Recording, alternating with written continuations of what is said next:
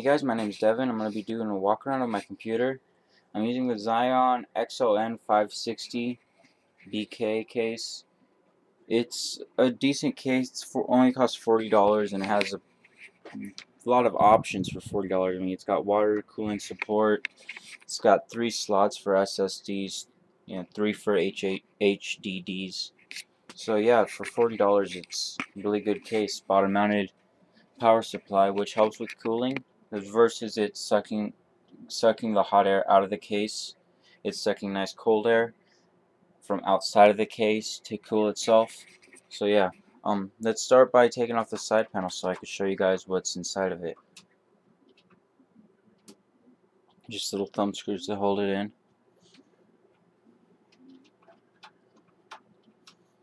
Now I'm going to be calling this case the Thrift. This whole build is a thrift shop build, mostly because 95% of the parts are used.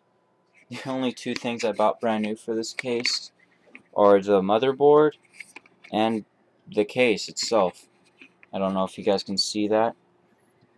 Let me find a flashlight. Obviously the computer is running. I'm using my webcam to record right now because my phone is messing up and I don't have a camera, so bear with me. I'm running a ASRock FM2 A55M VG3 Plus motherboard. I'm running the OEM fans that came with the case, a 120mm in the front with a blue LED, and 120mm in the back, that's just a plain black one. That black one's going to be being replaced soon. Even if I just tap it, sometimes it does it. There's a knock when I first turn it on, and when I turn off the computer, it knocks. So that's going to be replaced soon. I'm running a CX500 power supply. This is the V2, so there's no capacitor issues.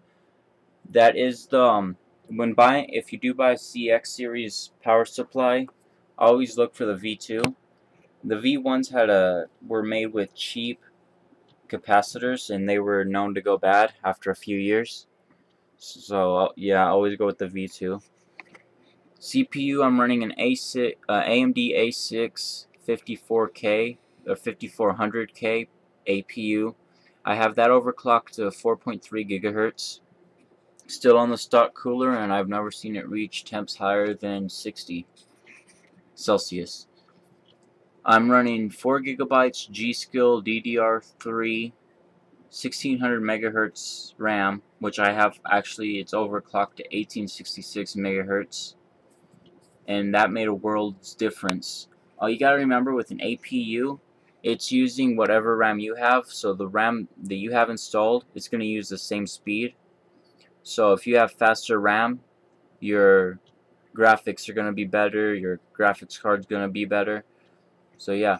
Now I paid $37 for that RAM used. And I know you guys are probably saying I could have got it brand new for cheaper, or I could have got brand new RAM for around the same price. This RAM is actually discontinued. The reason I bought this specific RAM is because it is the easiest to overclock and it's the safest. It comes factory with a the voltage at 1.37 volts, so it's a really low voltage compared to other RAM, which means it doesn't produce as much heat. So I have it overclocked to 1866 megahertz, and I only raised the voltage to 1.49 volts, which is still less than most OEM RAM. Most DDR3 RAM is at 1.57 volts, I believe. So mine's still quite a bit lower than that, and it runs stable. Just overclocking that RAM made a difference. As I said, I have the CPU overclocked. Eventually I will be getting a new cooler and as well as a new CPU. So keep subscribing, because I'll be posting videos of those being replaced. I do plan on adding a video card. Anyways, let's get to what I actually have done. As you can see with the wiring, it's a non-modular power supply, so all the cables are intact.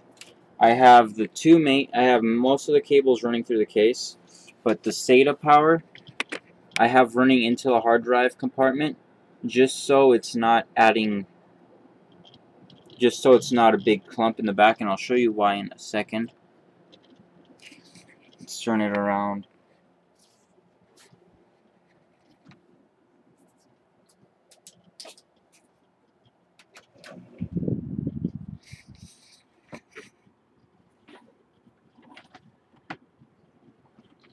Like I said, the computer's all connected right now, so I have to be careful with these wires. The hard drive I'm using is a Seagate Barracuda 7200.9, and according to Seagate, it's the first SATA 2 drive ever made. So as you can imagine, that's the worst performing part on my PC.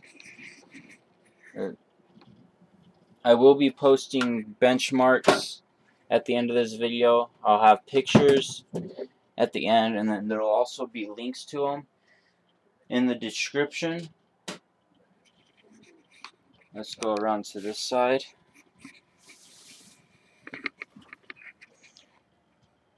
As you can see that nice blue light.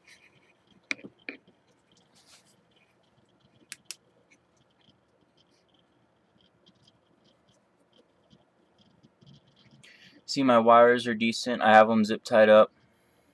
And you can see these are the only two wires that are actually running along the side of the case and back inside. These ones are my PCI and my Molex connectors. And I have them running out here, but they're balled up into there where the solid state drive would normally go. My SATA, as I mentioned earlier, runs into the hard drive compartment and then is balled up right there, as well with the PCI and Molex connectors. So yeah, that's my case. I paid a total of maybe around $250, give or take a few. As I said, a lot of the parts were used, and that was including the $250 isn't including the disk drive, but obviously I don't have it installed right now. I simply bought the disk drive just to install the operating system and drivers for everything, and after that I didn't need it anymore, so I installed it. Alright, thanks for watching.